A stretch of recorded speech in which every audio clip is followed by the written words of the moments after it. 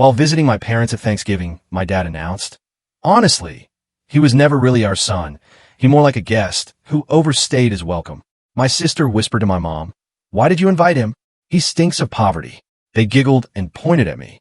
I stood up and said I was done and left. Their faces froze, but the real karma started for them a week later. 3 years had passed since I last stepped into my parents' home. No birthday calls, no Christmas cards, not even a message on Mother's Day. Occasionally, my mother would send a brief text, peppered with emojis she didn't quite know how to use. I'd reply, but only with short, detached messages. There was nothing left to discuss. I worked as a security guard at a shopping center near Columbus, Ohio. It wasn't a glamorous job, and I never pretended it was. 10-hour shifts spent monitoring cameras, checking doors, and dealing with shoplifters. Not the kind of job you'd boast about in a family group chat. But it paid the bills, and I lived independently without asking anyone for help. Then, a week before Thanksgiving, my phone rang. My mother's voice, overly cheerful, asked if I consider coming home for the holidays. She used the word home, as if it still held meaning. I asked why. She said everyone would be there, that it would mean a lot. She claimed Dad had mellowed. I didn't believe her, but somehow, I heard myself agreeing to come. Maybe I hoped things had changed. Maybe I wanted them to have changed. The drive was long, 8 hours with barely a stop. I arrived the night before Thanksgiving. The house looked unchanged. White siding, 2 missing shutters, the same porch swing I'd once fixed still hanging by a chain. It felt like stepping into an unwelcome memory. Dad opened the door. No smile, no hug, barely a word. He looked at me as if I were a stranger, then stepped aside to let me in. Mom emerged from the kitchen, wiping her hands on a towel, acting as if it hadn't been 3 years. She offered me leftovers, as if I still lived there. My sister, Sarah, was on the sofa, engrossed in her phone, acknowledging me just long enough to say, "Wow, didn't think you'd actually show up." I could tell it was going to be a long 2 days. Thanksgiving morning came with clattering pans and tension that clung to the air like smoke. My mom was pacing the kitchen, barking half-formed instructions to no one in particular. The oven timer was screaming, something was boiling over, and she was snapping at shadows. Sarah, of course, was perched on the living room couch, loud and animated on a Zoom call with someone from her wine club. She was gushing about her Tesla and some ski trip in Aspen they were planning. Her husband hadn't come, said he had a thing. I didn't blame him. Honestly, if I weren't me, I wouldn't have come either. I offered to help set the table. My mother waved a hand like I was just another inconvenience. "Just don't get in the way," she muttered. So I grabbed my coat and went for a walk. I didn't say anything. What was there to say? When I came back, the house had transformed. The dining room looked like it had leapt out of a magazine.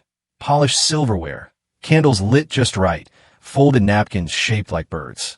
You'd think royalty was coming to dinner. But beneath all the presentation, the warmth was missing. We sat down.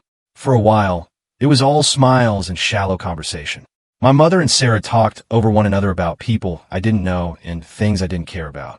I tried to speak a few times, but every word I offered was drowned out by a phone notification, by someone's sudden shift in attention. I stopped trying. Then came the moment I'll never forget. I had just sliced into my turkey. My dad set his fork down and cleared his throat. Without even looking at me, he said it. To be honest, he was never really our son. More like a guest who overstayed his welcome. Silence. Just the hum of a candle's flicker. My hand froze on my plate. Then Sarah leaned closer to my mom, whispering loud enough for me to hear. "Why did you even invite him? He smells like poverty." They giggled, actually giggled, like they'd been waiting to drop that line for years. I didn't shout. I didn't slam the table or ask for an apology. I just stood up, looked each one of them in the eyes, and said 2 words. "I'm done." Then I walked out. No one followed me. No one called my name. Not even a whisper behind me. I got in my car, drove away, and I didn't look back once. But the thing about walking away is that sometimes it's not the end. Sometimes it's just the moment everything starts to change. The drive home was quiet, not heavy, not sad, just silent in a way that felt final, like something had been closed for good. When I got back to my apartment, I didn't bother unpacking. I kicked off my boots, dropped onto the couch, and let the muted glow of the TV flicker across the room. The screen played something I wasn't watching. I just stared at it, blank, still breathing. I didn't tell anyone what had happened. No text to coworkers. No dramatic Facebook posts. No call to an old friend. I just went to sleep. And the next morning, I went to work like it was just another day. A week passed. The routine swallowed me up again. Early mornings, late nights, rotating faces trying to steal cheap electronics. I handled them with the same tired lines and same half-hearted scoldings. Every now and then, my mind would drift back to that table. The turkey, my dad's voice, Sarah's laughter, but it didn't sting anymore. Not really. I'd already been numb to it for years. That night just made it official. Then, out of nowhere, something shifted. It was Tuesday. Lunch had just ended. I was sitting in the office flipping through camera feeds when my phone lit up. A number I didn't recognize. I let it go to voicemail. 1 minute later, it rang again. This time, I answered. It was my mother. Her voice. It wasn't the voice I remembered. It was shaky, fragile, like someone holding back a storm behind their teeth. Do you have a minute? I hesitated, almost hung up. But then she said the words, "We need help." And just like that, the cracks they had hidden behind smug smiles and Camelot centerpieces came spilling through. My father had been fired 2 days after Thanksgiving. Not laid off, fired. For misusing company funds. She didn't offer details, and I didn't ask. Sarah? Her perfect life had caved in. Her husband had been lying to her. Their finances were a wreck. The Tesla? Months behind. The house? On the edge of foreclosure. They were unraveling. Every last thread. And now, they were reaching out to the son who smelled like poverty. I didn't speak much. Just listened. My mom started to cry. Something I had never seen her do. Not even as a child. We don't know who else to call. You're the only one we can rely on. And there it was. The sentence that would have once meant everything. But instead, it echoed. Hollow, tired, worn out from years of neglect. You'd think hearing those words would feel like validation. Like proof that I mattered. But it didn't. It felt like being asked for help by strangers wearing masks that looked like family. Still, I told her I'd think about it. That night, I sat at my kitchen table. I opened my savings. It wasn't a fortune, but it was mine. Years of cautious spending. No kids. No wild splurges. I could help if I chose to. And for some reason, I did. Not for them. For me. To prove, if only to myself, that I wasn't the person they said I was. That I was better. Kinda. Stronger. So I helped.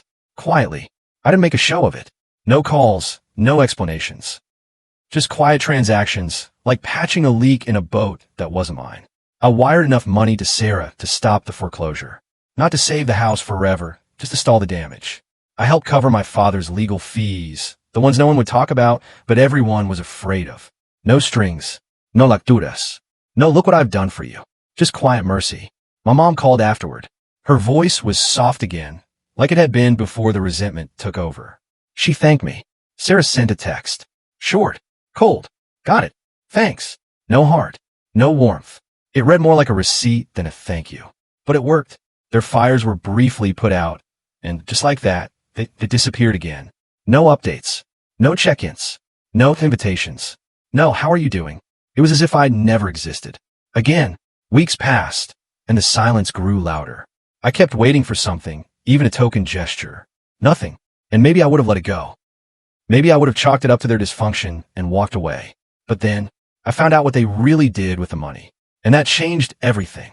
Because I didn't give it to them for a vacation. I didn't sacrifice my savings so they could escape to a beach and drink cocktails under palm trees. But that's exactly what they did. It started 6 weeks later. Paul, a coworker from a night shift, came into the security office, holding his phone like it was on fire. Dude, isn't this your sister? I looked. Instagram. There she was, Sarah, all smiles and filtered sunsets, holding 2 cocktails in front of palm tree. The caption? Back on track. Reset needed. Life is good. My chest tightened. I scrolled through the rest of her story. Spa selfies. Ocean views. Fancy hotel robes. Hashtags like hashtag healing and hashtag gratitude. I wanted to believe maybe her husband pulled through. Maybe it wasn't my money. But then, a new post appeared. This time it was my mother. Facebook. A new album. New beginnings. Photos of a vow renewal ceremony. My mom in a pale dress. My dad in a linen suit. Bouquets. Beach chairs. A professional photographer. Guests. They'd use my money, the money meant to keep them afloat, to throw themselves a second honeymoon in disguise. They lied. Again. They begged. Again. And when I gave, they vanished. Again. And for the first time in years, I wasn't just hurt. I was done being quiet. That night, I didn't sleep.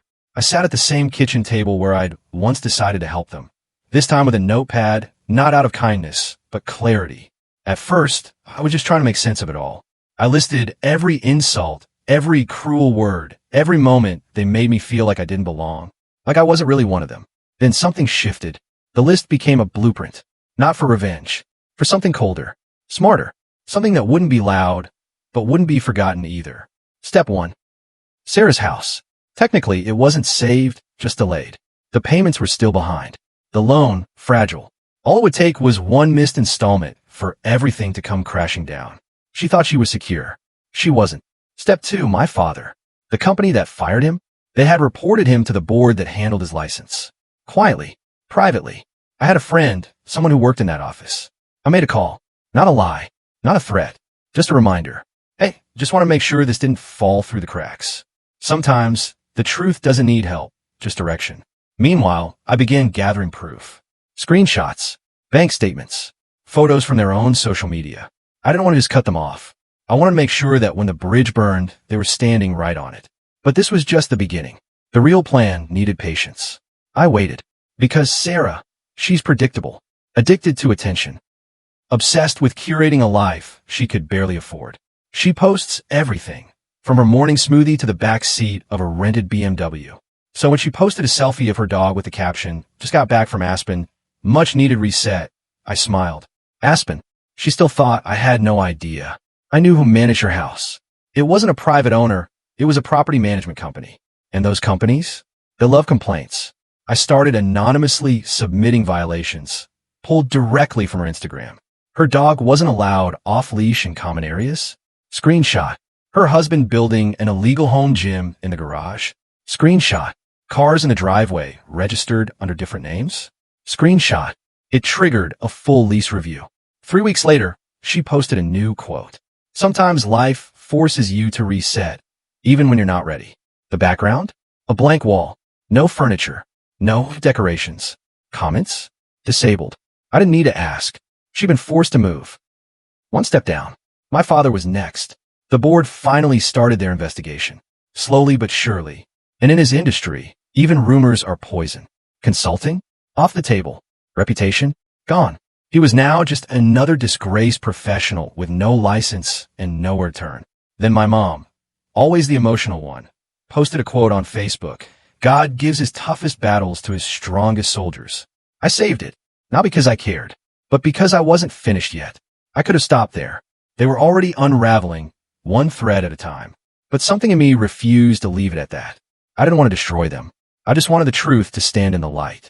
So I got creative. I built a blog. Nothing flashy. No colors. No names. Just a plain WordPress site. Anonymous, quiet, unassuming. Then I told my story. All of it. The Thanksgiving humiliation. The betrayal. The fake tears. The vow renewal funded by lies. I wrote it carefully, with brutal honesty and zero exaggeration. I didn't need to lie. Their actions told the story better than I ever could. I changed names. Left just enough details that anyone local, anyone who knew us would connect the dots. Then I posted it to a small Facebook group in the area, a community space my mom had been a part of for years. And I waited. It didn't go viral, but it didn't need to. Within days, comments began appearing under my mother's old posts. Is this what you meant by new beginnings? Must be nice to renew your vows on someone else's dime. She deleted the entire photo album. I thought maybe that would be it. Maybe she'd call. Maybe she'd try to explain. Maybe she'd finally say something real. She didn't. Instead, they blocked me. Every single one of them. Sarah, my mom, even my father, who barely knew how to use Facebook, found time to block me. I smiled. They thought I was finished. They had no idea. I was just getting started. A few weeks passed. Their accounts vanished, locked down, or deleted completely. Silence filled the space they used to dominate with humble brags and filtered smiles. I didn't touch the blog again. I let it sit, quietly collecting views, quietly reminding them that the truth, once told, never really disappears. Then something strange happened. A letter arrived. Handwritten. No return address. Inside was a single sheet of paper, folded neatly. No greeting. No explanation. Just one sentence. Thought you should know. Sarah is applying for a loan in your name. At first, I laughed. It felt like a prank. But then a pit formed in my stomach, deep and dark. I logged into Credit Karma. And there it was. An application. My full name. My social security number. Submitted 3 days ago to a lender I'd never even heard of. I froze my credit. Filed a fraud report. Called the bank. But more than that, I knew. I never gave Sarah that information. But years ago, back when I was sleeping on couches and barely getting by, she helped me apply for health insurance. I remembered her taking my ID, writing things down, making a copy. She had kept it. And now, drowning in debt and desperate, she thought I wouldn't notice. That changed everything. Everything stopped. The moment I saw that loan application, something inside me shifted, clean, permanent, and sharp as glass. This wasn't just betrayal anymore. It was theft. It was identity fraud. It was deliberate. And it was personal. I didn't confront her right away. I needed her to know that I knew, without giving her the chance to twist it. So I made a copy of the fraud report, circled the section where her name showed up as the contact, mailed it anonymously. No note, no warning, just the paper. 2 days later, my phone rang. Blocked number. I answered. It was her. Sarah. She didn't say hello. She didn't deny it. She just said, "Did you tell the bank?" I didn't respond. I let the silence sit like lead between us. Then she broke. Her voice cracked, raw and ragged. I didn't mean to. I didn't think you'd notice. I was just trying to survive. Not sorry. I was wrong. I didn't think you'd notice. That was it. That was the whole truth, wrapped in one pitiful sentence. She never saw me. Not really. Not as a person. Just a backup plan. A walking resource. Someone disposable. So I told her, "You have 1 week. If this loan doesn't disappear, if it even touches my credit again, I press charges. And next time, you won't be able to cover it with some Pinterest quote about resilience." She hung up. 3 days later, the application was marked as denied. The damage didn't spread. But I wasn't done, because while I was watching Sarah, my mother was already moving in the shadows. I found out by accident. A routine credit check, same as before. This time, there was a government form flagged. She had applied for emergency rental assistance in my name, claimed I was her full-time caretaker, claimed I worked in law enforcement, used a fabricated letter from when I briefly trained as a transit guard years ago. She took my employment, my name, my old badge number, and turned it into a lie, all to get free money. And that's when it stopped being strategy. This wasn't just betrayal anymore. This was identity theft by my own mother. There was no warning this time. I reported the fraud. A week later, I got a voicemail. She was crying, real, full-blown sobs. "You've ruined everything. They're treating me like a criminal. You don't understand what family means. We were just trying to get back to where we were." That line stayed with me. Back to where we were. Not back to being better. Not making things right. Just back to the comfort they had, built on lies, fueled by guilt, carried on my shoulders. They weren't sorry. They were sorry they got caught. And now they were finally about to lose the one thing they valued most. Control. By now, they'd lost a lot. Sarah was living in a smaller rental, just outside town. No more hashtags. No more cocktails. No more Aspen getaways. Her credit was torched. She'd reinvented herself as a freelance social media consultant, which, if we're being honest, was just her selling Pinterest quotes to local boutiques who didn't know any better. My dad, his license was officially suspended. No more consulting. No more prestige. Just long, quiet days spent doing nothing. He'd built a whole identity around control, status, power. Now he had none. And my mom? She stopped posting altogether. The queen of cryptic quotes and filtered family photos went silent. By every definition, I'd won. But it didn't feel like a win. Not yet. Because this wasn't about revenge. It was about honesty. About looking me in the eye just once and owning what they did. But they never would.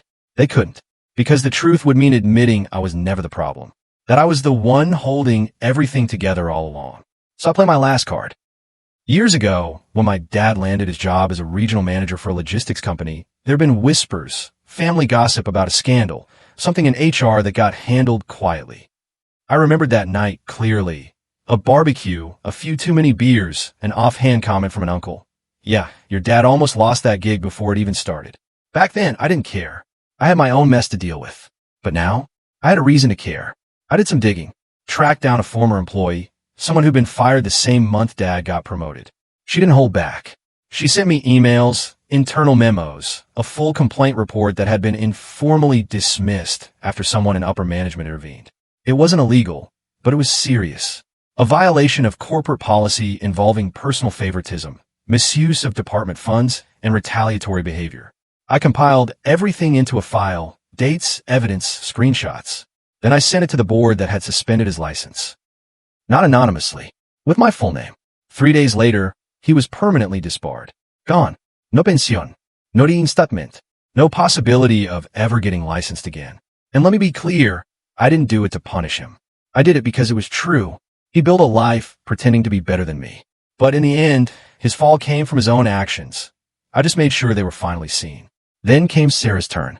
I sent a complete, verified file to every boutique she worked with.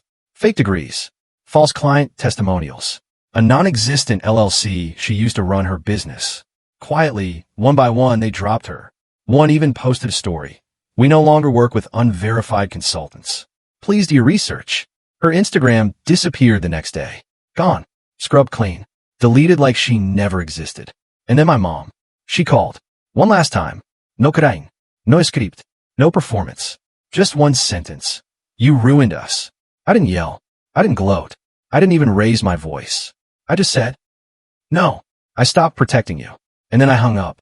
That was months ago. Since then, silence. Not a word. No more phone calls. No more fake emergencies. No more guilt hanging over my head like a storm waiting to strike. And honestly, it's been the most peaceful stretch of my entire life. They always saw me as the weak one, the failure, the mall cop who'd never be anything more. But when everything collapsed, when the ground gave way, they came to me. And when they tried to erase me again, I reminded them who I really was. I really thought that was the end. I blocked them all, deleted their numbers, removed any trace of them from my life. For the first time, I was untethered. No chaos, no manipulation, no guilt dressed up as concern, just peace. And the thing about peace is that it gives you time to think, to remember. Little things bubbled up in the quiet, tiny humiliations I had pushed deep down just to survive. Moments when I helped them and got mocked in return. Times they turned me into a punchline, even as I held their lives together behind the scenes. And one night, it all came flooding back, not as anger, as truth. You see, even after all the lies, the betrayal, the fraud, there were still people in our orbit, mutual friends and distant relatives, who believed their version of the story. They didn't see the manipulation. They just saw the aftermath, the family that fell apart and the angry son who supposedly destroyed it. To them, I was the villain in a story they'd only half heard. That's when I knew what my final move needed to be. Not revenge, transparency. So I took everything. The texts, the money transfers, the screenshots, the documents, the reports, the social media receipts. I wrote it all, not anonymously this time, not vaguely. I put my name on it. I wrote it as a personal essay. No embellishment, no dramatiques, just the truth. Brutal and raw. Every word verified, every timeline backed up. Then I submitted it to an online publication, one that specializes in real-life stories, anonymous tips, first-person accounts. They reached out a week later, said it was one of the wildest stories they'd ever received, asked if I could verify the details. I said yes, and I did. 2 weeks later, it went live. It didn't break the internet, but it didn't need to. It spread, quietly, steadily. People shared it, commented on it, tagged others. Some messages came from strangers, others from people I hadn't spoken to in years. A few even apologized. But the part that hit hardest? An old business client of Sarah's posted the link publicly with a caption, "Wish I had seen this before I worked with her." And from that moment, her entire rebrand, her new name, her fresh start, crumbled. Clients backed out. Leads dried up. The door she tried to sneak back through slammed shut. My dad, he tried the legal route, threatened to sue the publication. They sent him a simple message. Every fact has been verified. You're welcome to dispute them. On record. He vanished. My mom never said a word. But a week later, someone shared a photo of her in a local community group. She wasn't volunteering. She was in line at a food bank. And no, I didn't feel bad. Because here's the part no one knew, the part one never told anyone. I didn't write that story for them. I wrote it for people like me. People who've been invisible in their own families. People who've been told they're not enough until someone needs something. People who were used, then blamed when they finally stood up. This wasn't about getting even. It was about getting free. And it worked. It happened on a Thursday. I just finished mopping up a spilled soda in the security office. One of the mall vendors knocked over their cup right on the monitors. Nothing serious, just another mess on another shift in a life I had rebuilt from the ground up. Then my phone buzzed. Unknown number. For a second, I almost ignored it, but something pulled at me. I answered. The voice on the other end? Shaky, familiar in a way that made my spine straighten. It wasn't Sarah, not my mom, not my dad. It was my cousin Brian. We hadn't spoken in years. He was the quiet one. My uncle's son. Used to come to family cookouts and stand near the grill, barely saying a word. Always watching, always listening. He'd read the article. Found it through a friend who didn't even know we were related. And then he said this. I have to tell you something. About your sister. Something I've been holding in for a long time. I didn't say a word. Just let him talk. 3 years ago, Sarah had approached him. She was launching a wellness coaching brand. Showed him fancy mock-ups, fake client testimonials, and made-up financial projections. She claimed she had secured a deal with a popular influencer. That if he invested early, he'd double his money in 6 months. Brian believed her. He gave her $15,000. Then silence. Excuses. Delays. Vanished. She told him the money was tied up in marketing. That it was under legal review. Eventually, she stopped responding altogether. She blocked him. He never told anyone. Said he didn't want to start drama. Said he thought maybe she hit a rough patch and would pull through. But after reading what I'd written, he realized the truth. She never intended to pay him back. And Brian wasn't the only one. There were others, friends of friends, people from her fake coaching circles, all pitched on a dream that never existed. It wasn't a one-time mistake. It was a pattern, a system, a career made for manipulation and silence. Brian didn't want revenge. He just wanted to be heard. So I said, I have an idea. And yes, it's already in motion. Sarah doesn't know it yet, but soon she will walk into a room and come face to face with every person she lied to. People she conned. People she ghosted. People she thought had forgotten. And I'll be there too. Not to yell. Not to shame her. But to make sure she hears every truth she buried under lies and hashtags. Because that's the thing they never understood. I didn't fight back to hurt them. I fought back because I remembered everything. Every laugh they had at my expense. Every cold shoulder. Every time they looked at me like I was the burden they never asked for. And when their world collapsed, when the walls they built with privilege and pretense finally crumbled, they came to me. Not because they respected me, but because they had no one left.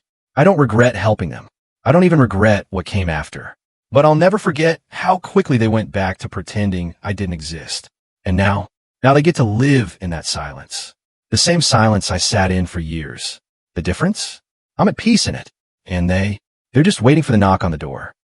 If you enjoyed this story, don't forget to hit that like button, share this video with your friends, and subscribe for more real-life family dramas.